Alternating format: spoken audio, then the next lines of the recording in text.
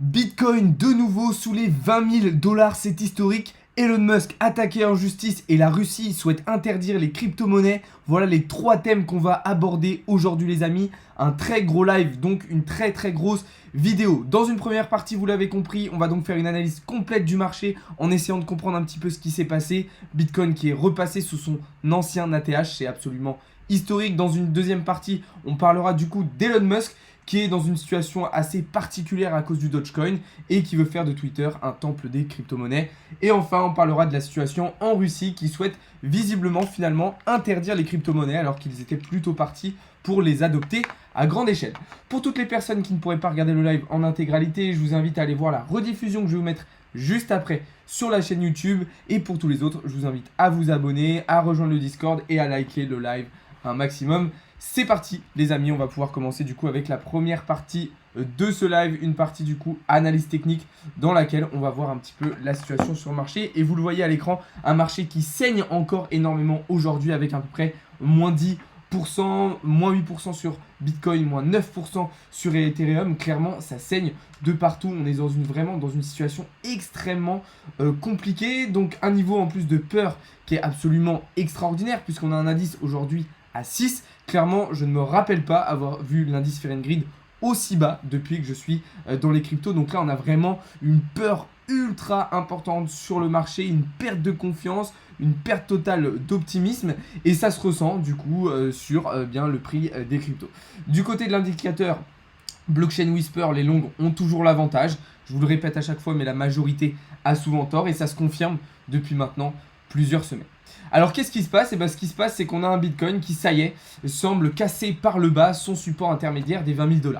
Je vous l'avais dit, déjà on avait ce premier niveau de support au niveau des 0,382 de Fibonacci, donc vers les 23 500 $, qu'on a cassé par le bas. Ensuite on avait ce support intermédiaire des 20 000 $ avant le niveau 0,5 de Fibonacci en direction des 17 140 $. Ce support intermédiaire des 20 000 $, il ne semble pas tenir pour le moment pour Bitcoin et donc on pourrait se diriger dans les prochains jours vers les 17 000 $. C'est pour ça que la fin de semaine et ce week-end en particulier va être très important puisque la clôture weekly de cette bougie va nous donner des bonnes indications pour la suite. Si on arrive à remonter au-dessus des 20 000 $ et au mieux au-dessus des 23 500, même si ça semble compliqué pour le moment, alors on pourrait considérer que la correction est terminée. Dans le cas contraire, alors la correction ne sera qu'à son début et on se dirigera probablement dès le début de la semaine vers les 17 000 $. Donc on est encore dans une situation très compliquée, très particulière qui peut nous emmener à la fois beaucoup plus bas et à la fois nous ramener vers des niveaux beaucoup plus hauts. Donc vraiment cette fin de semaine et ce week-end va être vraiment décisif pour la suite des événements. Ce qu'il faut comprendre, et ça je vous en avais déjà parlé dans la semaine, d'ailleurs je vous invite à aller voir les vidéos qu'on a sorties cette semaine, mais on a un contexte économique global, donc par exemple avec les marchés financiers traditionnels qui ne nous aident pas non plus. Ok, vous le savez, la Fed a aussi rehaussé ses taux directeurs cette semaine, donc tout ça fait qu'on n'est pas du tout dans un contexte qui peut nous faire dire que la correction est terminée. Donc moi je vous conseille de garder le cap, de garder votre plan, de garder vos objectifs et de suivre la tendance. Je vous le répète souvent, mais c'est très important de trader en tendance. Ok, trader hors tendance, c'est très compliqué puisqu'il va falloir identifier les points de retournement, ce qui est vraiment pas compliqué, ce qui est vraiment pas facile, surtout quand on débute sur ce marché très volatile. De son côté, Ethereum lui passe et repasse plutôt sous la barre symbolique les 1000 $. Donc là aussi, comme pour Bitcoin, on a un token qui repasse sous son ancien ATH. C'est quelque chose d'historique, hein. C'était jamais arrivé pour Bitcoin et Ethereum qu'ils repassent sous leur ATH précédent après en avoir touché un nouveau. Donc ça, c'est quand même assez particulier. Ça démontre quand même qu'on est dans une situation particulière et assez imprévue. Ethereum du coup qui lui aussi passe sous son support intermédiaire. Donc là on était sur une grosse zone de support au niveau des 1100 $. On passe donc sous la barre des 1000 $ pour la deuxième fois. Le problème, et ça je vous en avais parlé il y a quelques jours, c'est qu'au niveau des 984 $, Ethereum va devoir faire face à une vague de liquidation de 200 millions de $. Et ça c'est problématique parce que du coup ça va probablement tirer encore davantage le prix vers le bas et ça pourrait du coup nous emmener en direction du prochain niveau de Fibonacci vers les 768 $. Excusez-moi les amis, je fais une petite pause pour boire parce que vous le savez, on est en pleine canicule et il fait extrêmement chaud. Donc voilà un petit peu la situation sur Ethereum. Maintenant, voilà, là aussi, la fin de semaine et ce week-end va être très très important avec la clôture de cette bougie en weekly qui va nous donner des bonnes indications sur ce qui va pouvoir potentiellement se passer à partir de la semaine prochaine. En tout cas, moi les amis, je suis toujours en short, je continue de trader la tendance, j'essaye de rester sur des prises de position à court terme, j'évite d'être exposé trop longtemps sur mes positions, voilà, puisqu'on peut se faire piéger assez rapidement. Juste avant de passer sur la partie sur Elon Musk et pour clôturer cette partie d'analyse technique, j'aimerais faire un petit point tout de même sur de la psychologie de marché et sur de la gestion des émotions. On est dans une situation, les amis, de marché extrêmement compliquée à gérer et notamment pour les débutants, notamment pour les personnes qui sont rentrées assez récemment sur le marché. Quels conseils je peux vous donner? Du coup, la première chose, ça va être de vous calmer, de prendre du recul sur cette situation et d'éviter de paniquer. La deuxième chose que je vais pouvoir vous conseiller, ça va être de reprendre vos bases, de repartir sur des bases solides et sur des choses simples. On le dit souvent, mais quand dans un domaine, ça devient compliqué, quand dans un domaine, on commence à avoir du mal et on ne sait plus quoi faire, c'est important de se recentrer sur des choses simples, sur des bases. La troisième chose que je peux vous conseiller, ça va être de garder votre plan. Malgré que la situation soit compliquée et malgré que tout est un petit peu en train d'être chamboulé, c'est très important de garder le cap, de garder vos objectifs et de garder votre plan. Ok? Ce n'est pas parce que cette situation arrive qu'il faut tout remettre en cause et se dire que les décisions qu'on avait prises lors du bull run étaient mauvaises. C'est pas du tout le cas, c'est juste qu'on est dans une situation différente et donc il faut s'adapter. Mais ne remettez pas en cause vos plans de base, ne remettez pas en cause vos stratégies puisque ça serait en fait faire une erreur psychologique, une erreur de gestion des émotions, de gestion de risque, et du coup ça vous chamboulerait tous vos plans. Enfin, le dernier conseil que je pourrais vous donner, ça serait de profiter de cette période pour à la fois recharger vos positions ou en acheter de nouvelles, et donc accumuler des capitaux, et à la fois d'accumuler des connaissances et des compétences. Profitez un maximum de cette période pour apprendre des choses. C'est dans ce genre de moment qu'on va justement pouvoir accumuler des connaissances un maximum pour en profiter et les mettre en pratique dès le prochain bull run. C'est d'ailleurs la raison pour laquelle, les amis, en ce moment, je vous ai fait une grosse réduction sur mes séances de coaching personnalisées. Je vous ai fait notamment le pack de 5 séances à 95 € au lieu de 150. Ok? Donc là, clairement, vous avez une belle opportunité. Je sais que c'est une période difficile, mais en même temps, c'est une période qu'il faut exploiter un maximum pour apprendre et se préparer à la relance du marché. Donc je vous laisse aller voir tout ça. Vous avez tous les liens en bio de toute façon sur le site internet. Voilà pour cette première partie de live du coup qui arrive à son terme. On va désormais parler d'Elon Musk qui fait énormément parler de lui en ce moment dans les médias. Mais alors pourquoi? Qu'est-ce qui se passe? Alors déjà, il va y avoir une bonne et une mauvaise nouvelle. La mauvaise, c'est tout simplement que Elon Musk est actuellement attaqué en justice par un recours collectif puisqu'il aurait manipulé le cours du Dogecoin. Vous le savez, Elon Musk est fan du Dogecoin et il l'a plusieurs fois montré sur les réseaux sociaux. Le problème, c'est que Elon Musk, à chaque fois qu'il a fait des tweets sur justement le Dogecoin, il y a eu des grosses réactions sur le marché, avec des gros pumps ou des gros dumps. Et tout ça, ça a été considéré comme de la manipulation de marché. En effet, du coup, on pouvait considérer que Elon Musk faisait un tweet positif sur le Doge juste après en avoir acheté, et il revendait une fois que ça avait monté, et inversement, il pouvait tout simplement short le cours du Doge, faire un bad tweet dessus et profiter de la baisse. Donc c'est pour ça qu'il est actuellement attaqué en justice du coup pour manipulation.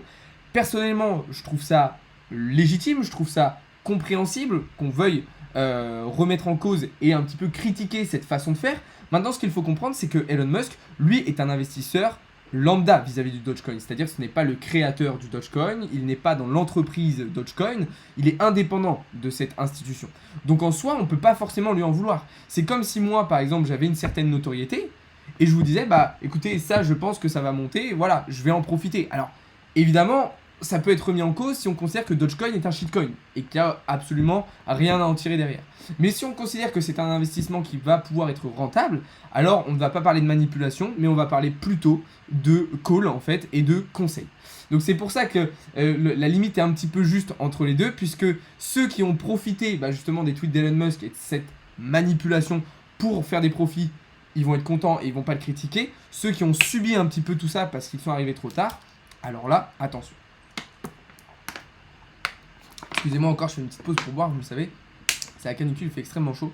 Donc voilà. Bon, par contre, il y a une autre news qui est beaucoup plus intéressante du côté d'Elon Musk. C'est le fait qu'il veut officiellement ajouté les paiements crypto sur Twitter. Vous le savez, Elon Musk a récemment acquis Twitter. Alors, je sais, certaines personnes vont me dire non, c'est faux, il n'a pas totalement acquis, etc. etc.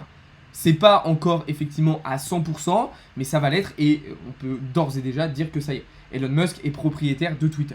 La chose très intéressante du coup qu'il veut faire, c'est du coup d'intégrer directement les paiements en crypto sur Twitter. Ça permettrait une démocratisation, une adoption vraiment très rapide et très très grande à grande échelle via les réseaux sociaux, donc c'est quelque chose de très intéressant. Et puis surtout, ça placerait du coup Twitter au centre de l'écosystème crypto. C'est déjà un réseau social qui est très utilisé dans l'univers Web3, via les NFT, via les crypto-monnaies, via l'ensemble en fait, des nouvelles technologies. Twitter est une ressource très intéressante selon moi à exploiter.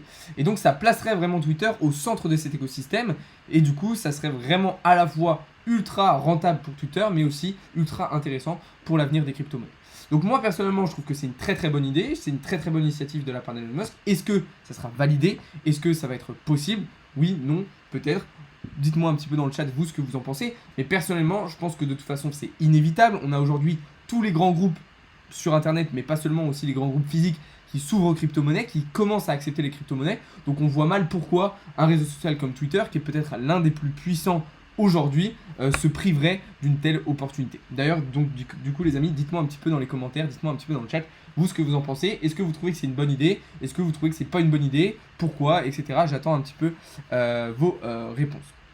Donc voilà, on va passer du coup désormais les amis à la dernière partie de ce live qui va concerner la Russie et un nouveau projet de loi qui pourrait viser à interdire les crypto-monnaies. Alors assez étonnant comme actualité, puisque on sait que la Russie a énormément utilisé les crypto-monnaies pendant le conflit, et d'ailleurs continue de le faire pendant le conflit avec l'Ukraine, notamment pour éviter et esquiver les sanctions économiques venant des États-Unis et de l'Union Européenne.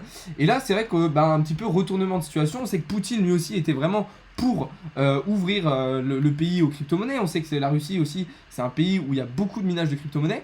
Et là visiblement ça va être plutôt la banque centrale en fait russe qui souhaite enrayer un petit peu ce développement des crypto-monnaies. Donc un petit peu une situation qui va ressembler à ce qui se passe aux États-Unis, mais à l'inverse. C'est-à-dire qu'aux États-Unis, on a par exemple un gouvernement qui est vraiment contre les crypto-monnaies et des institutions plus locales qui, elles, souhaitent s'ouvrir aux cryptos. En Russie, on a quelque chose d'un petit peu différent. On a plutôt un gouvernement qui souhaite s'ouvrir et qui est plutôt pour les crypto-monnaies.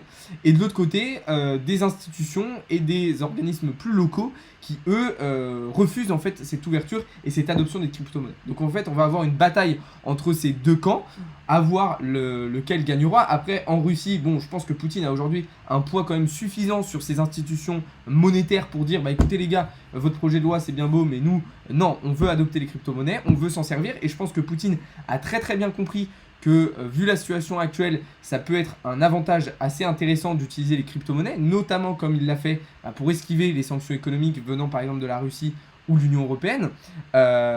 Donc voilà. Donc voilà. Alors je pose pas la clim parce que tout simplement je pense aux questions écologiques aussi, tout simplement, donc on évite d'être un petit peu débile. Et voilà, en tout cas très très bonne remarque, super constructif Méglu. Je te souhaite une bonne après-midi et crève bien de chaud. Donc voilà, assez étonnant. D'ailleurs dites-moi aussi ce que vous en pensez, un petit peu de ça. Est-ce que vous trouvez que c'est bizarre? Est-ce que vous pensez que la Russie va réussir à adopter les crypto-monnaies? Est-ce que vous pensez que finalement ça va pas être possible? Dites-moi un petit peu ce que vous en pensez. Alors du minage, pour répondre à ta question, Mégalu, j'en fais pas chez moi non plus. Donc voilà, et il faut savoir que le minage aujourd'hui, une grosse partie du minage de crypto-monnaies, d'ailleurs 50% de l'énergie utilisée pour le développement des crypto-monnaies est éco-responsable. C'est d'ailleurs 1000 fois moins que le système bancaire qui consomme 1000 fois plus du coup d'électricité et de ressources énergétiques. Mais pour ça, il faudrait un petit peu que tu te renseignes et que tu te cultives. Visiblement, tu n'es pas capable de le faire. Tant pis pour toi. Voilà les amis, en tout cas, on va arriver déjà au terme de ce live. Je sais, je ne fais pas trop long aujourd'hui. Il fait extrêmement chaud. J'ai la gorge déjà très très sèche. Je dégouline de sueur. En tout cas, j'espère que cette vidéo vous aura plu. Les amis, je vous invite à rejoindre le serveur Discord un maximum. Vous avez tous les liens dans la bio. Si vous n'avez pas pu suivre le live en intégralité, je vous invite à aller voir la rediffusion que je vais vous mettre juste après sur la chaîne YouTube. Et enfin, je vous le rappelle, en ce moment, il y a une grosse offre sur les séances de coaching personnalisées en ce moment. Je vous laisse aller voir tout ça sur le site encore une fois. Vous avez tous les liens dans la bio et dans la description. Ok les amis, je vais vous souhaiter à toutes et à tous un très bon samedi soir, un très bon week-end. Nous on se retrouve dès demain matin pour davantage de contenu et davantage d'analyse. Bonne soirée à tous les amis, c'était Alex de Crypto Learning.